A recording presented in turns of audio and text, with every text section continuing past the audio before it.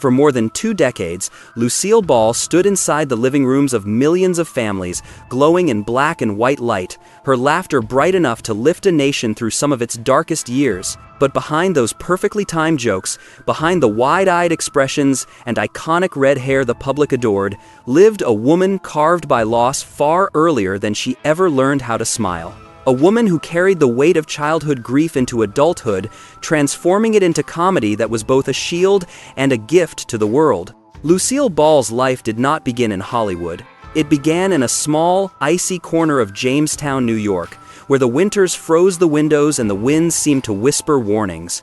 Born in 1911 to a poor working-class family, Lucille grew up with a father who was rarely home because his work as a telephone lineman kept him constantly on the road. Her mother, Desiree, was gentle and quiet, the kind of woman whose softness came not from weakness, but from trying to hold a fragile world together. In 1915, when Lucille was only 4, typhoid fever stole her father away. The memory of that day lodged in her heart like a splinter she would never remove. The house fell silent, unnaturally so. A picture frame slipped off the wall, crashing onto the floor like a final announcement of loss. Outside, sparrows threw themselves against the windows, wings beating desperately, as if mirroring the chaos inside the small child who watched it all unfold. For the rest of her life, Lucille feared birds not because of superstition, but because they had witnessed her first heartbreak. After her father's death, her mother remarried, and Lucille was sent to live with relatives. Their home was not unkind, but it was cold in ways children feel most sharply. She learned quickly that being quiet meant being tolerated, and being unnoticed meant being safe. She wore the same coat for an entire year and shaved pencils down to stubs to make them last. It was a childhood that never allowed her to forget the price of survival. At 12 years old, a stray bullet accident involving neighbors left a boy paralyzed, and Lucille's family was blamed. The lawsuit financially destroyed them, and her beloved grandfather emotionally collapsed. The message etched itself into her soul. One mistake can ruin a life. It shaped her discipline, her fear, her perfectionism. Her teenage years brought fragile hope in the form of a forbidden love with a man 7 years older, a love cut short by her mother's fear of repeating her own past. Lucille was sent to New York to study drama, but was rejected, told she had no talent. Then, rheumatic fever struck, confining her to bed for nearly 2 years. She could have faded away then, but instead, she built herself again, brick by determined brick. Reinvention became her lifeline. Lucille studied posture, movement, lighting, everything an acting school said she lacked. When famed designer Hattie Carnegie hired her as a model, Lucille treated every pose as a step toward survival, not glamour. She dyed her hair, changed her name to Diane Belmont, practiced elegance until it felt natural. Carnegie said, "She doesn't take a picture, she creates one," and Lucille believed her. Hollywood in the early 1930 seconds was not a dreamscape, but a battlefield. Lucille arrived with little more than 2 suitcases and relentless will. She took any role offered: background faces, chorus girl, Goldwyn girl in Roman scandals. Underneath the exhaustion, her eyes always shimmered with something more, an impish glow laced with unspoken sorrow. In Stage Door 1937, acting beside Katharine Hepburn and Ginger Rogers, she learned the artistry of presence, how to make an audience feel something even when you aren't speaking. Hollywood mocked her as the queen of B-movies, but Lucy embraced it. Dozens of small roles became her personal academy. She mastered timing, how long to pause, how quickly to react, how silently to shift a scene. Her career pivoted when she landed the radio show My Favorite Husband. CBS wanted a TV adaptation, but Lucille demanded Desi Arnaz, her real-life husband, play her on-screen partner. Networks refused, worried America wouldn't accept a Cuban man married to a white woman. So Lucille and Desi created their own company, Desilu Productions, mortgaging everything to survive. They toured as a vaudeville act to force CBS to recognize their chemistry. CBS caved, and I Love Lucy was born. The show revolutionized television with its 3-camera filming system, live audience, and the concept of reruns. Lucille was no longer just an actress, she was a force rewriting entertainment. But success never shielded her from pain. Behind the laughter of "I Love Lucy," her marriage bent under the weight of fame, pressure, and temptation. Desi Arnaz, overwhelmed by production demands, drowned himself in alcohol, late nights, and questionable companions. Paparazzi caught him stumbling out of clubs and photos slicing into Lucille's heart-filled tabloids weekly. Yet she played Lucy Ricardo with perfect comedic energy, retreating into her dressing room afterward in hollow silence. Then in 1953, the McCarthy era nearly destroyed her. A long-forgotten voter registration card showing she had once registered as a communist simply to please her grandfather surfaced. Sponsors panicked. CBS panicked. America panicked. But Desi saved her with a single legendary line before a tense studio audience. "The only thing red about Lucy is her hair, and even that isn't real." Laughter erupted.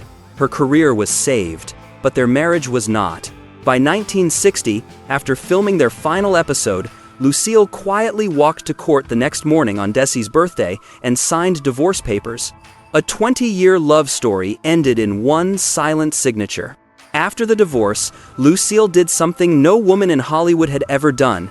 She bought Desi's share of Desilu and became the first female head of a major studio. Under her leadership, Desilu produced Star Trek, Mission, Impossible, and The Untouchables. She didn't just perform on camera, she shaped the future of television behind it. But success came with loneliness. Her mansion echoed with quiet that felt too familiar, like the silence of her childhood home. Then she met Gary Morton. Gary wasn't a Hollywood star. He wasn't powerful or glamorous. But he was steady, warm, and genuine, everything her life had never been. He loved her without fear of her fame, and with him, Lucille found a softer kind of happiness.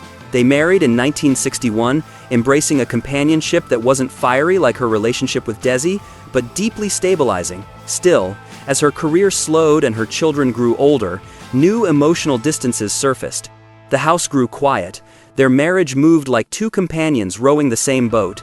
But Gary never left her side. He supported her through exhaustion, age, and eventually declining health. Motherhood brought both joy and heartbreak. When her son Desi Arnaz Jr. entered show business, his relationship with actress Patty Duke ignited scandal. The public attacked, tabloids swarmed, and Lucille, terrified of losing her family to chaos, responded with harsh ultimatums.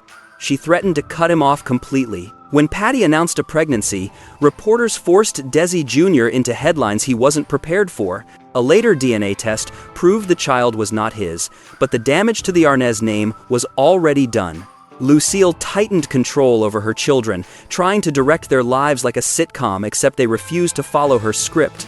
Yet she brought them onto her show. Here's Lucy, hoping work might keep the family together.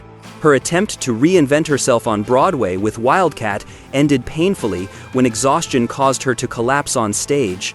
The show's failure scarred her confidence. Then, the death of her closest friend, Vivian Vance, crushed her spirit further. It was as if the brightest part of her past dimmed forever. In 1985, Lucille gave a raw, vulnerable performance in Stone Pillow, showing audiences she was more than Lucy Ricardo, she was a dramatic powerhouse. Critics praised her, but her final sitcom, Life with Lucy, failed after only 8 episodes. Realizing the world had moved on, she withdrew from the spotlight. She spent quiet days watching I Love Lucy, not out of nostalgia, but searching for the rhythm of a life that once made sense. Then came the phone call in 1986. Desi Arnaz was dying. Lucille sobbed into the receiver as she repeated the words she had held inside for decades. "I love you. I love you. I love you." Desi whispered back, "I love you too, honey." 2 days later, on their wedding anniversary, he passed away. That night, Lucille sat alone with their wedding photo, tracing his young face with trembling fingers. At the 1989 Oscars, Lucille Ball appeared one final time. The audience rose to their feet with a thunderous ovation, honoring a woman who had shaped American entertainment. Her silvered hair glowed beneath the lights, her smile gentle and tired. Days later, she suffered a major aortic rupture. Fans flooded the hospital with flowers and letters, but 8 days after surgery, Lucille let out one final cry, and then silence. She was 77. Newspapers mourned her as the woman who taught America how to smile. Crowds gathered on the Hollywood Walk of Fame, placing red roses on her star, the color she had once carried so joyfully. Though she is gone, Lucille Ball's laughter continues to echo across generations.